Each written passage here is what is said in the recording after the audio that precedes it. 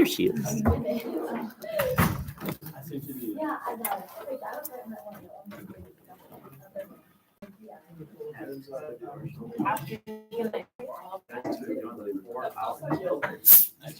Spent 4 hours trying to I kind of was just taking Ren, will you wave to everybody? You're gonna write a letter, That's Bryn. Bryn needs their help. She definitely needs our help. I will help you. Write her a note of kindness. With a highlighter. You thought these went away. Those of you who didn't receive one thought silently, I didn't get one. But I But these didn't. are anonymous, right? I So signed you it. shall know. Yeah. You won't see them. They didn't have it yesterday for anything either. Why? What are you writing on it? What do you? Now I tell you. Bryn Cumlin gets a note of kindness from all of us. What hole puncher did you use? Wiggins could just play like that every time. He'd be maybe worth half the amount of money. Oh, yeah. And maybe we're Right. maybe. You stay up and watch the game, Potter? No, I fell asleep. Wow. Awful. You really should be in. We're now down to Jerry Mills, they're only pointing. Oh, Whatever the guy is. Is hurt. You got the whole thing. Hurt.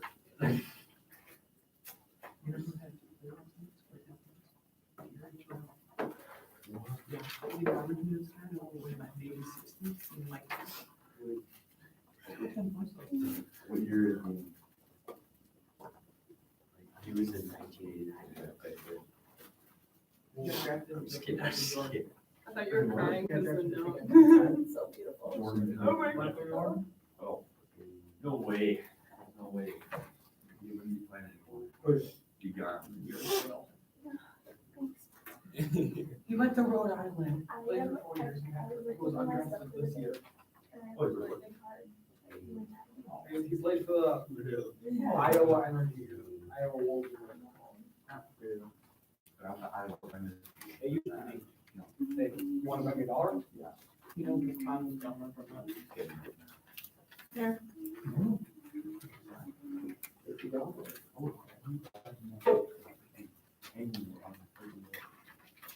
Hold on.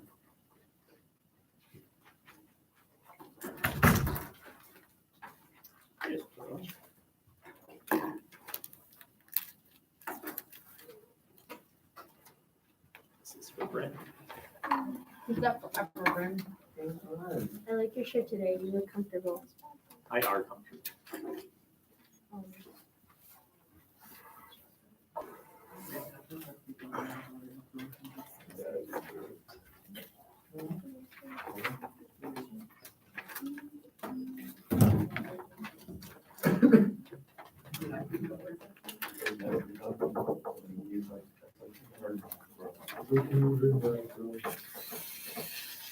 Isn't it cold?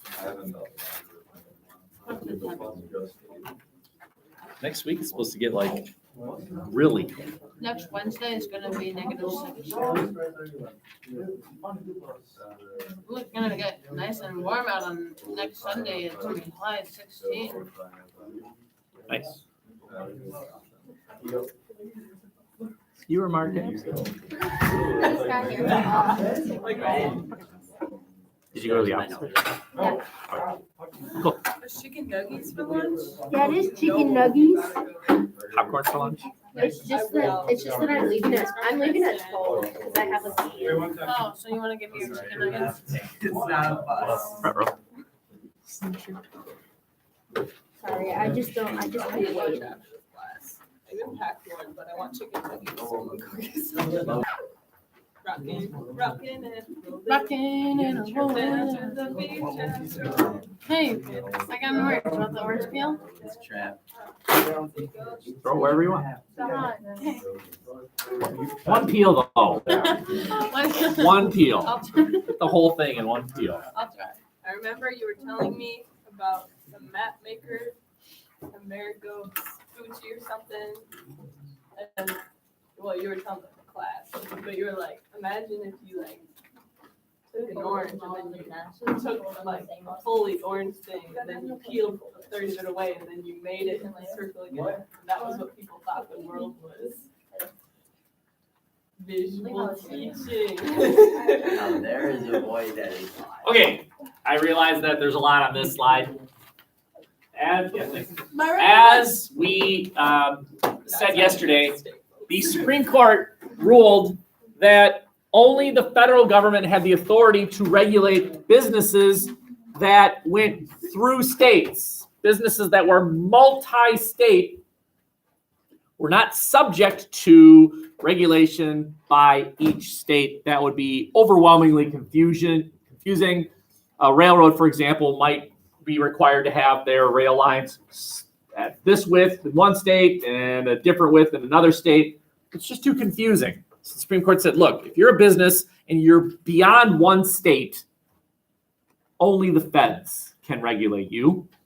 And so what we have here is the first attempt by the US federal government to regulate not states, but businesses. Right? The previous unit was, hey, these smaller entities are trying to set up their own rules about how they treat people within their state, whether they're slaves, former slaves in the case of black codes. And the federal government comes along and says, no, there's no more slavery. Blacks are citizens. Blacks can have the right to vote. Stop it, little entities called states. Now what? Now we're focusing on economic. And you have these little entities called corporations. And that's the next civil war, kind of. So what you have here is the creation of an entity, the ICC, which stands for Interstate Commerce Commission. ICC stands for Interstate Commerce Commission. It is the first regulatory agency in American history.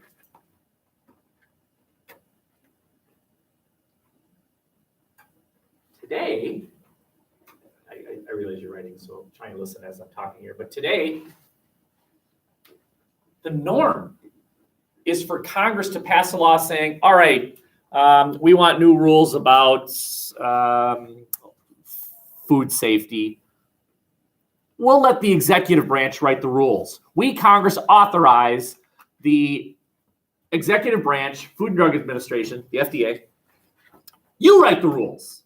We'll give you the authority to do so. So today, it's kind of rare for Congress to pass a law that's specific. What they instead do is say, all right, agency that seems to be in charge of this area, you do it. But we have authorized you to do it. As an example, let's look at this. The ICC outlawed rebates. Did Congress outlaw rebates? No. The ICC did. The ICC is the Interstate Commerce Commission. Which branch is that in? You get the legislative branch, the executive branch, and the judicial branch. Which branch is the ICC in? It's in the executive branch. Now, you might be sitting here like, I don't care about any of this, but as far as American history is concerned, this is a big deal. What's supposed to happen is the legislative branch is supposed to pass laws. We now have an executive branch agency writing laws. This is all the laws of the ICC. That's the Atlantic Coast Conference. The ICC, the Interstate Commerce Commission, writing laws. So, as a point of synthesis today, what was it, a week ago or so, a week or two ago, the Trump administration announced new rules about gas mileage. About how they're gonna roll back requirements of car companies about how efficient their cars have to be with gas mileage. The Obama administration had said, all right, you need to have this many miles per gallon of all cars manufactured in the U.S. by such and such a year. I can't remember what year it I was. get like 12. I'm sorry, what? 12 miles per gallon. Anyway, Yeah. because it was an executive order,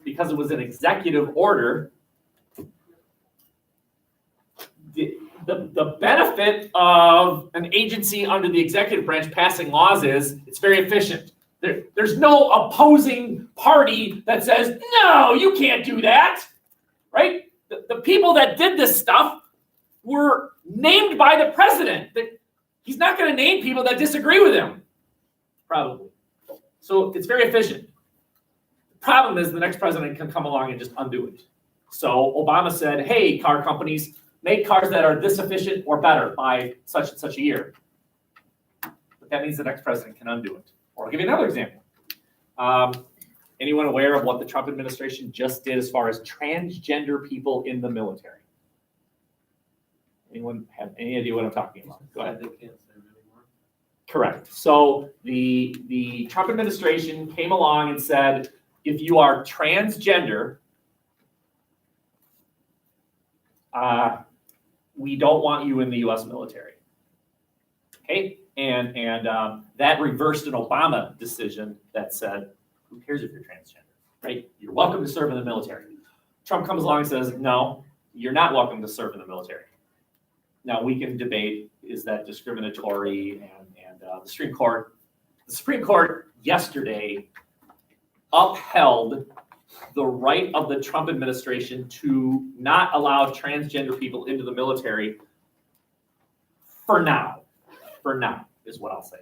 They said, we'll look at this in the future, but for now, fine, Trump administration. We will, in the near future, decide on the merits of your argument, but for now, your decision is the decision that shall be the law of the land for now.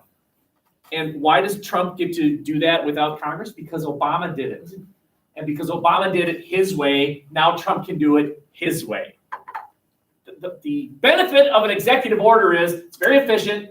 If Obama wants it done, the Republicans can say, and say, who cares? It doesn't matter what you say. I'm the president. This is an executive order. You can't stop me.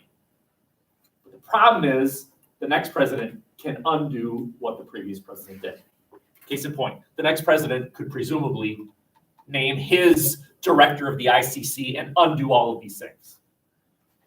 It's very efficient, but the next president can come along and undo it, unlike laws. The president does not get to just undo a law. It takes Congress to undo a law. Understand?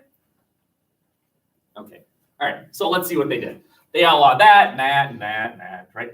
Hey, railroad companies, you have to actually put your price down. You don't get to have people come on board and then say, yeah, for you it's going to be $50. You can't do that. Before they get on the train, you have to tell them what the price is. That's what published rate means. I mean, if parents say, yep, that sounds good, and then afterwards they get the bill, and that's not what you said. I'm not paying this. You can't do that. That's right, they can't. Any American company cannot give you one price and then charge you something else. They can't do that. Thanks, ICC. You can't do that. What about coupons? But that's published. Oh. Yeah. Okay. Can they charge you less than they say? Or is that? Yes. yeah, right. The last two. Look, it's the first large-scale attempt by the U.S. government to regulate businesses, and it is the first regulatory commission. Today we've got hundreds of regulatory commissions that set up rules for every aspect of American life. And it's within the executive branch, which means the next president can undo everything that the current president is doing within these commissions, right? Because it's not Congress that's doing these things. It's these executive commissions that are doing these things. Okay, like Food and Drug Administration, FDA, right? They're the agency that approves all these drugs that you see these endless commercials on, right? They never exactly tell you what the product does, right? On these commercials, it's just some guy that's leaving to go to the bathroom all the time, right? And he's about to go fit. Well, I can't. And he goes to the bathroom all the time, right? And it's approved. And it's really little writing at the bottom of the commercial, approved by the FDA. right? That's not Congress that's doing that.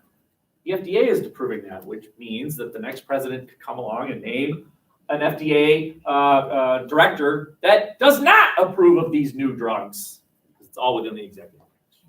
Wow, that took a long time to explain. It probably could have taken 5 seconds. Okay. Next slide here.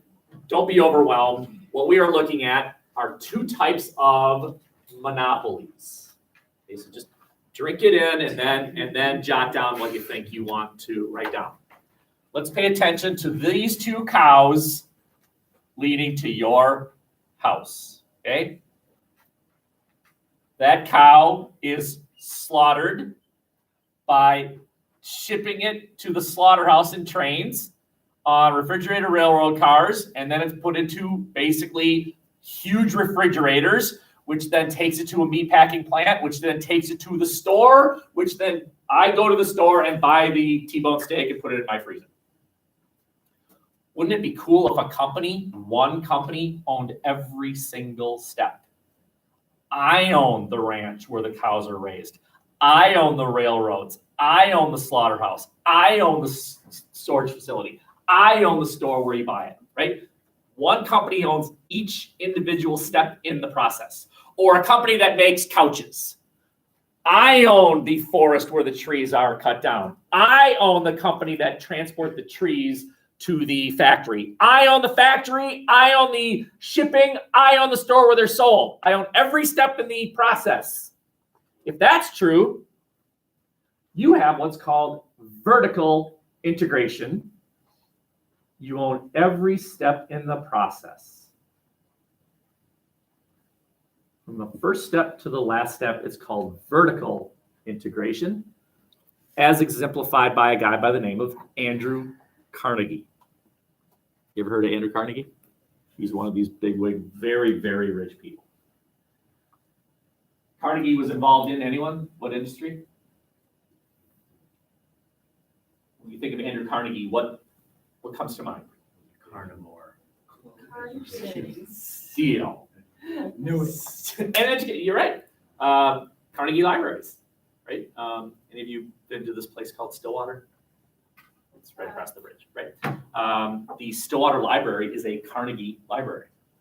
Andrew Carnegie was so rich that near his death, he had all this money, he didn't know what to do with it. So what he said was, all right, any town out there in the nation, you want a library? Write me a nice letter. I'll pay for your library. And some people in Stillwater did that, and that library was paid for with Carnegie money. It's a Carnegie library. That's how rich he was. So he owned the mines in northern Wisconsin and northern Minnesota. He owned the boats that took it to Pittsburgh. He owned the steel mills in Pittsburgh. He owned the railway lines that took it from Pittsburgh to. He owned each step. Okay. How do you spell his name? HIS space NAME. So is that I spell outlawed Carnegie. now? Oh, I didn't see that. I was spelling his name. Is it like? I actually wrote down Because we HIS. just did it, but it's still like. No. That's good. I'm glad you asked that. I have to fight against this belief that I think some of you have that monopolies were outlawed. No, naughty monopolies were outlawed. What are naughty monopolies? Monopolies that did this stuff. What's a monopoly? Or did the lack of that stuff. Or did the lack of correct. Monopolies are companies that dominate an industry vertically. This is a monopoly. If you own every step in the process of a company, from it's a cow in the field to it's a T-bone on my plate, if you own every step, you are a vertical monopoly.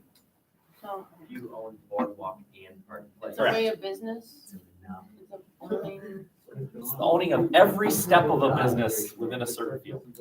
Now, let's take it the other way. What if I didn't own each step in the process this way, but all of the railroads, just all of the railroads that ship cows, the railroads that ship steel, the railroads that ship corn, all of the railroads. I don't own each step in the process. I own all of one step in the process. This way, I am a horizontal monopoly. And that's what Rockefeller did. Rockefeller, Carnegie. They're both monopolies. Are there any examples of total monopolies where it's horizontal everything and vertical everything? Probably communism. Oh, yeah. Right? Oh, yeah, that's the Because government. that would be everything. Right? Yeah. Oh, yeah. Every single. Rockefeller, how many of you have ever been to Yellowstone? Yellowstone National Park? Did you go to the Grand Tetons? The what? The Grand Tetons. Yeah. Beautiful, right? So Yellowstone is the world's first national park. And so you have to understand that Rockefeller and Carnegie and Teddy Roosevelt, they were all alive at the same time. John Muir, have you ever been to the Redwood National Forest? The world's biggest trees, right? John Muir, right? This all happened at the same time. It's not a coincidence. Anyway, so the U.S. government acquired the land that today is Yellowstone National Park. But what they did was they bought the land from ranchers who owned that land. And this is true even today, there's an incredible amount of resentment toward the federal government out west. You want to see some people that hate the U.S. federal government? Go out to like Wyoming. Oh, man. My brother was a federal agent out there in Wyoming, and he had shotguns pointed at him often. Right? And he's just there to put these microchips in these fish and get off my effing property. Okay. Anyway. The land to the south of Yellowstone is today the Grand Tetons. And what Rockefeller did was he started buying that land. Rockefeller bought that land. And then people out there started realizing, whoa, this rich Easterner is buying this land. And I'm not selling to that guy. And they refused to sell. So what Rockefeller did was he paid other people to buy the land. And then he bought it from those people, right? Did you pay them with the money that they're gonna buy? Well, and then he gave him an incentive too. What? What paid did you people? just say? I think With that money, With did the money that they use that money that he gave them to buy? So like, Okay, he'd give him this much money to buy the place. How much Anyway. they would sell for it. Rockefeller then took all that land and gave it to the federal the government money here. To buy. the Today it's Grand And- Teton but yeah, National to Park. buy Basically. compensation. Yeah. Rockefeller's main, not all, many of these very rich people at this time, at the end of their life, felt they had the responsibility of giving back. It's called philanthropy. Carnegie built libraries. Rockefeller paid for national parks. Today, the Microsoft guy, Bill Gates. Bill Gates, right? He has taken upon himself to improve American education. You're right. All these really, really rich people kind of take on a cause. Say, here's what I'm going to use my money. To an extent. Jeff Bezos. Who's To an the extent. richest person in the world Right now. I Some mean, Mexican guy. It was Jeff Bezos until he got divorced and had to give away half his money. Yeah, poor guy. Now he's only worth like 68 billion. Oh, what a Dang it. terrible, what a rough life. Okay. Now let's start meeting some people. This is your last slide for today, and then we have the rest of the hour. By the way, I have good news for you. So, hooray. Try and look beyond the nose. That is JP Morgan. And true story, JP Morgan actually had a disease which made his nose enormous. Where's his mouth? There's a mustache there. It looks like Stalin. He was an angry guy. By the way, you are looking at the actual person upon which the Monopoly cute little character is based. That's him. No, Mr. Moneybags. did you wear a top hat? Morgan. Yeah, he sure Oh did. my god. But Where's his pipe? Monocle. he didn't have a monocle. I know, but I'm gonna believe you had a monocle. No, he didn't. Anyway, Mandela effect. Wait, Mandela. JP Morgan was the giant in the banking industry. So, link names with industries. Carnegie, steel. Rockefeller, oil. Morgan, Money. banking. Okay. This guy was so rich that when the U.S. government needed to borrow money to fight World War I, he lent it to the U.S. government. he lent his money to the U.S. government.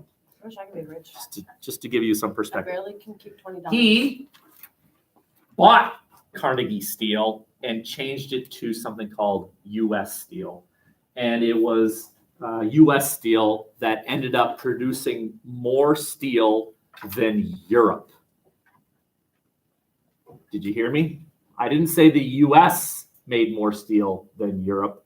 I said his company built more steel than Europe. Just his company built more steel than Europe. Okay. There, we're done.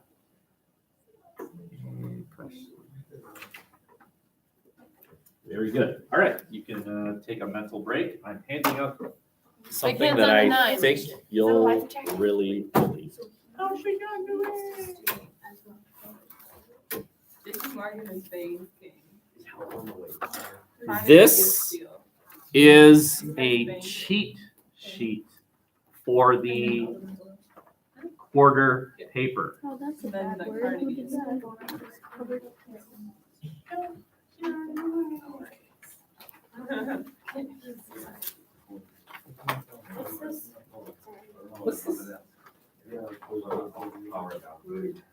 I wanted you to take a shot, see if you could swim, and I told you that I would jump in the pool too.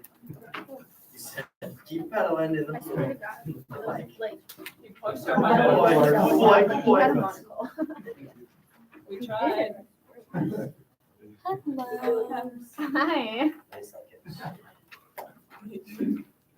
Now, this isn't a complete cheat sheet. In other words, you still are going to need the original packets for Lefebvre and Hofstadter, but this is certainly going to help if you let it help you. Okay. So far, what we've done was looked at some quotes from Lefebvre, and I have assigned to you by Wednesday a mini paper, a 2-paragraph thingy on Lefebvre, and you should use this handout to help you write that 2-paragraph mini paper. So the 2-paragraph mini paper that's due Wednesday is Lefebvre's view of empire being a justification for American participation in the Spanish-American War, and his view of economic justification for American participation in American empire. Did he believe both of those were reasons why the U.S. got involved in the Spanish-American War? And so what I did was I heard the discussion from both sections yesterday, and I chose what I thought was a pretty good quote that sort of reflects his view. So you're welcome. I did it for you. I found a good quote. It's document 2. There it is. I even list the page for you. And let me read it. So here, look, here's what it says. McKinley and his advisors, McKinley was the president, McKinley and his advisors entertained no ideas of warring for colonial empire in the Caribbean. After the war, the Spanish-American War, Cuba would be freed from Spain and then ostensibly returned to the Cubans to govern. The United States would retain a veto power over the more important policy decisions made on the island. McKinley discovered a classic solution in which the United States enjoyed the power over, but supposedly little of the responsibility for, the Cubans. There's your quote, and let's just think about this. If the United States fought the Spanish-American War to acquire more land, a la westward expansion, right? The United States fought wars and acquired land, then why didn't we do that with Cuba? We didn't, right? We fought the Spanish-American War. If we were fighting that war to acquire Cuba and acquire the Philippines, then why didn't we acquire them? We didn't. We didn't. So that would seem to be evidence that it wasn't about empire. If it was about empire, then why don't we have the 51st state, Cuba? 52nd state, the Philippines. Maybe the Philippines would have been multiple states. So it must not have been that. Okay? Now, underneath the quote I have here, things to consider. What does Lefebvre think about the idea that the U.S. wanted an empire? They didn't. He did. He He's didn't. not buying it. He didn't. Or if it was an empire, it was a different kind of empire, not an empire sort of like westward Spread expansion. democracy. Not to spread democracy. Right. Now, don't worry about the second bullet because supposedly by now you don't know what Hofstadter thinks yet. Look at the third bullet. Use this quote in your 2-paragraph mini paper on Lefebvre. Now you need evidence to support this claim. Please remember that you could prove that the U.S. was not motivated out of a desire for direct control of foreign areas, empire, by instead proving that the U.S. was motivated by economic reasons. Find evidence proving that the U.S. was motivated by economic reasons. Put in the paragraph of Lefebvre's rejecting the argument that the U.S. joined the Spanish-American War for imperial reasons. As a refute. Use it as a refute. No, we're not refuting. We're not refuting Lefebvre's argument. Lefebvre in this quote is saying the U.S. did not fight the Spanish-American War to acquire more land. Now, prove it. And the way you prove it is by saying, here, look at these economic arguments for why the U.S. did. And that's everywhere in the Lefebvre article, and that's the part that you're still responsible for.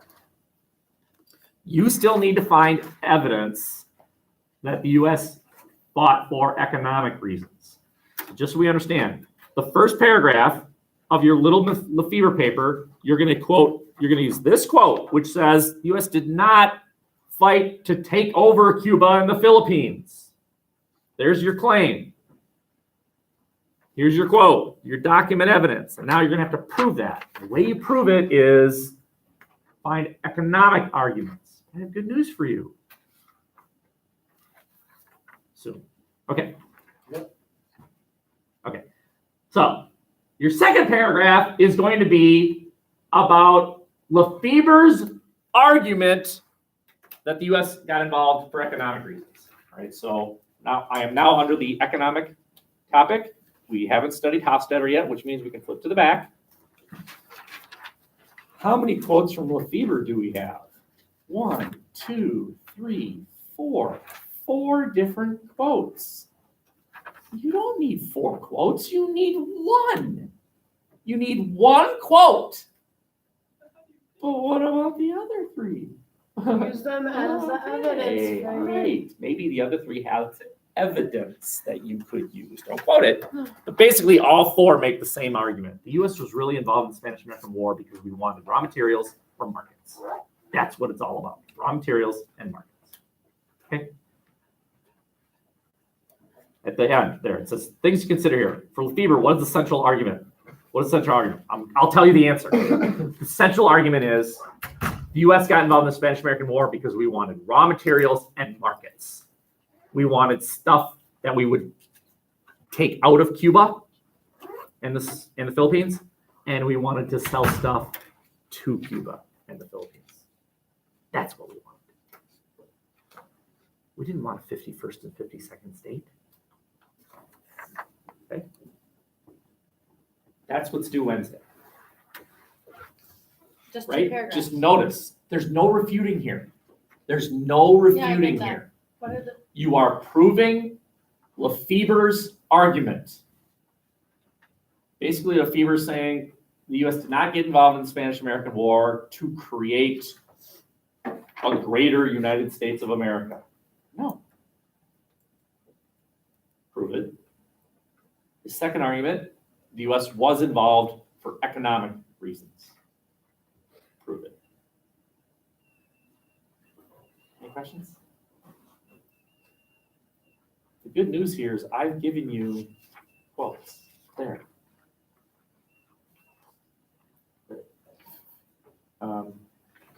The other bit of good news is I've kind of done the same thing for Hofstadter too. There's Hofstadter's quote about empire, and there's Hofstadter's quote about economics. So if you want to kind of cheat ahead and think, right, because a week from Wednesday is your second 2-paragraph mini paper on Hofstadter. Okay, if you want, you can kind of look at what I had to say about that. Any questions? Okay, I'm going to give you a 2-minute break here, and then and then I want to start thinking about your blue book essay. I just wanna throw out some things as far as your blue book, but just, when the big hand's on the 11th, so you got 2 minutes here.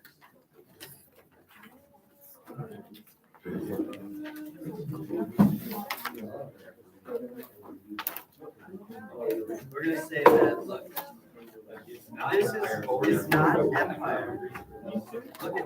Look, yes, it does, yes, it does. We're gonna say, we're gonna do this quote, and we're gonna say like, therefore we can conclude that according to those papers, the main drive was not for land, it wasn't about empire. Why is that true? I don't mind. Because they were looking for economic, How far are you on? American businessmen, then you say like, not quoting, but you say American businessmen and political officials look for new physical frontiers. They want to increase production and then sell stuff to these other countries to increase their own economy. No, then you use a quote. I'm just giving you like. Cologne. So you're having two different things. My back hurts. Yeah, I'm done right now, I promise. Yeah. My back hurts. I kind of want to go step out in the hallway for a couple seconds and come back in and see if it smells like oranges.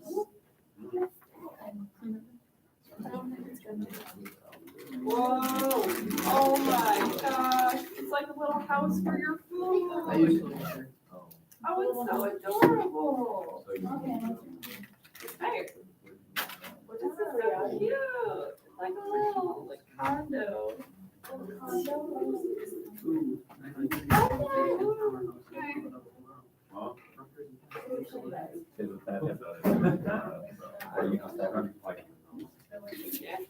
Wisconsin will hold the Rutgers in Minnesota home. We're better than you. We're Michigan. Maddie, Look what just happened in the hallway? Like asking her, like, is this? That's all. You're an All-American on your phone. Hi, Stevie. That's even more awful. You guys. It's not broken? No. Oh, okay. At least we can make our reserve. No, you can't. No, you can't. So there's only one. Sorry, you're only All-American on your team. I'm pretty good up to like 53 now. Yeah, no. Right now, SI revealed their mid-season All-American team. Marcus Howard, first team All-American. From Marquette? Yeah. He's good. Go Didn't Marquette. they have like 62? Marquette is One game? good this They're year. Yeah, Marquette's good. We got two guys from. They retired D-Ray jersey. Yeah. It was cool to watch. What was his like reasoning besides like? I don't know who his is. Okay, what was Trump's reasoning for like taking transfer with his Better than Wisconsin. That's a good idea. Pretty good. I don't want to answer you until I give an accurate answer. Yes. But basically, his argument is, why should the U.S. military pay for your medical operations to change the parts so that they match your identity? Why should the U.S. government pay for that? You pay for it. So, no, we're not doing it. Okay, it's close enough. This class is over at, is it 10 after? Yeah. Okay. 15 minutes. So I just want us to start really thinking about what I believe is a really, really useful tool for you in your future academic careers, college and other classes, ACT writing, and that is, you're sitting there, you don't even know where to start. Here's a way to start. And just as a point of example, this paper that you're writing, this third quarter paper,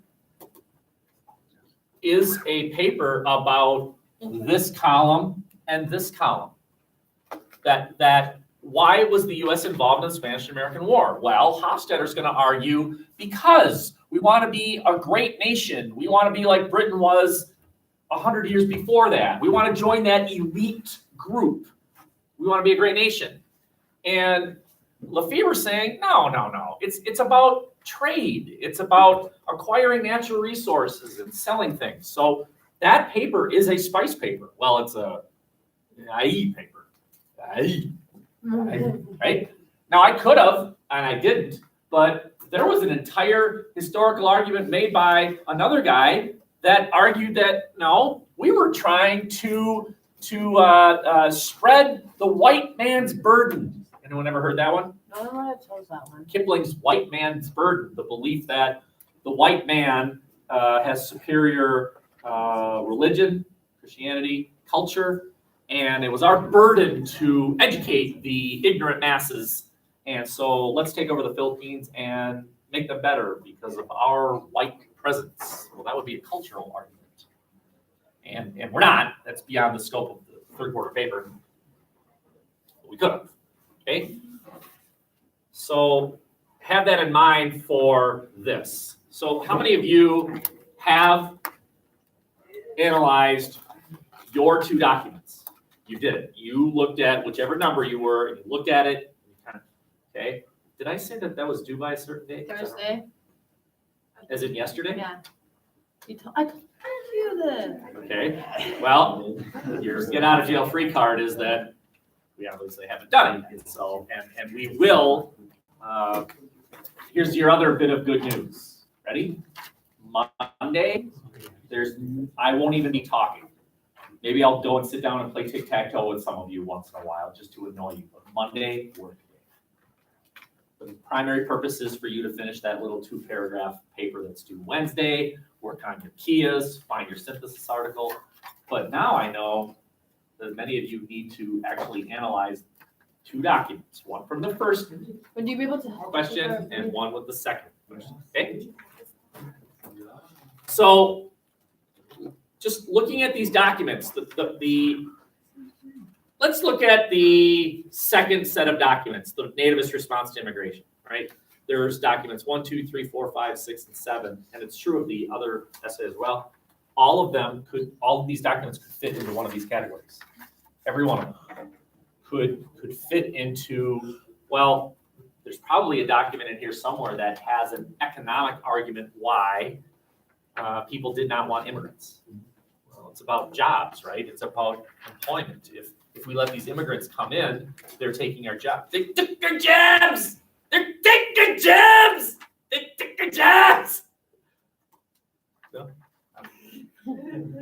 That would be an economic argument. Like, we don't want the immigrants to come here because they took our jobs, right? But there are also cultural arguments. We don't want those Irish to come here. They're Catholic. Ew, Catholics. We don't want Italians. They're Catholic. Ew. Well, that would be a cultural argument for why we don't want these immigrants to come here. And I bet there's a document in here that makes that cultural argument. Well, there would be political arguments as well, right? These people that are coming over from Italy, they're coming from a tradition that does not have this thing called democracy. And so they're bringing their funny beliefs about, well, you should follow these things called kings and emperors and popes and stuff. We don't want that funny view here. They're weird political beliefs. This is the birth of an idea at this time called socialism, communism.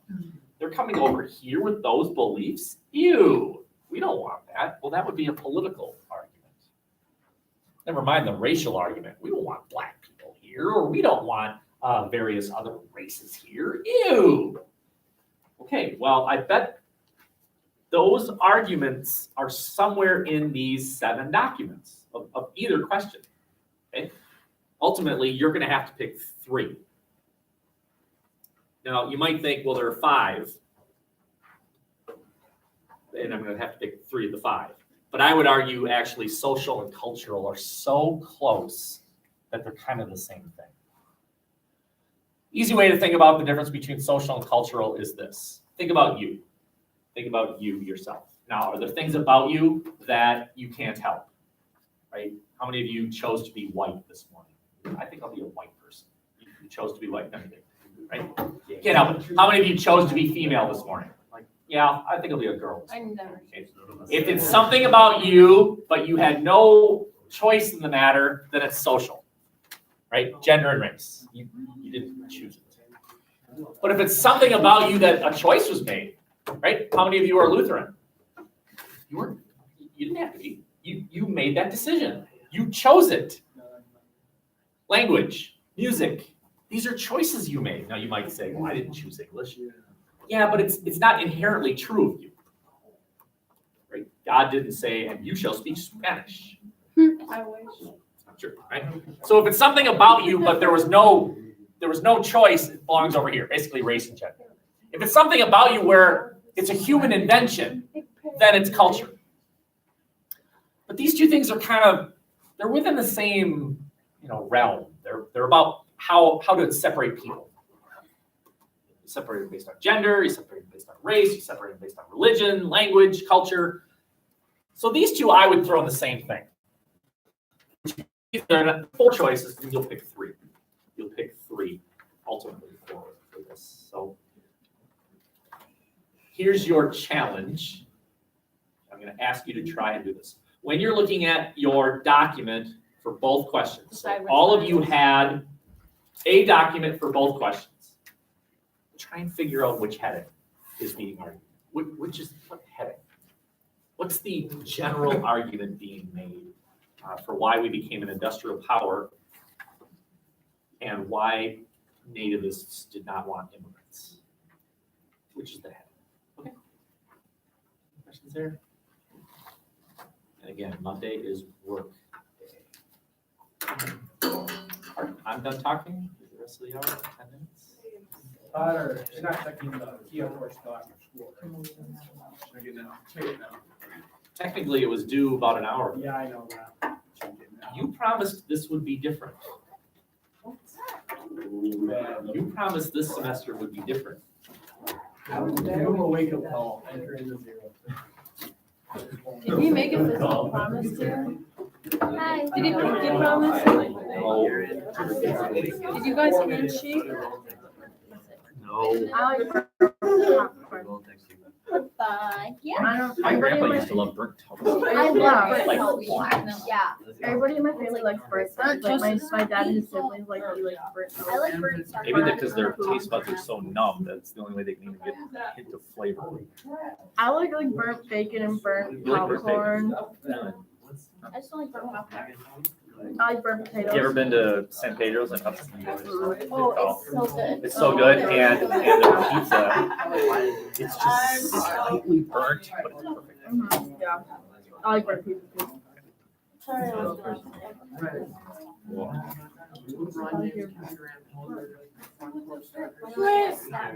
got like the same photo, but also I always get mine or Ryan's mine. Yeah, I always get mine. And he was like, so nice to meet you, but that one's hard at all. And I'm just like, oh. Yeah. This Why are you Everyone sucks. Stop trying to. Taking me down. I was like, I don't know. me, it's just like a needle in my arm. Be a little more careful. It's curry. It's Yeah. curry. And she did not know, like, she couldn't find a baby. And then she took so much blood from Lizzie, so she Yeah. had like, Just for your information, grades were submitted to the U. Sorry about that deadline, some of you, but can't be helped. So you should be getting an email saying, here was your U of M grade. You now have a transcript, a real college transcript. What'd you get? Did you get? Did you got takeoff from Target? Yes. I have black ones. Yeah. I know. The straps don't fit me very good. Don't forget, your GPA college level is the grade you got, but your GPA here is 1 grade up. 10% bonus. Now? You're lying. The class is over. All right. That's over 5 minutes. Yes. What? I'll make that happen. You don't think your face is good? Call my bluff there? Geez, I don't think I turned off the video. Oh, they probably heard our whole conversation. Is there anything that shouldn't be heard? And then I have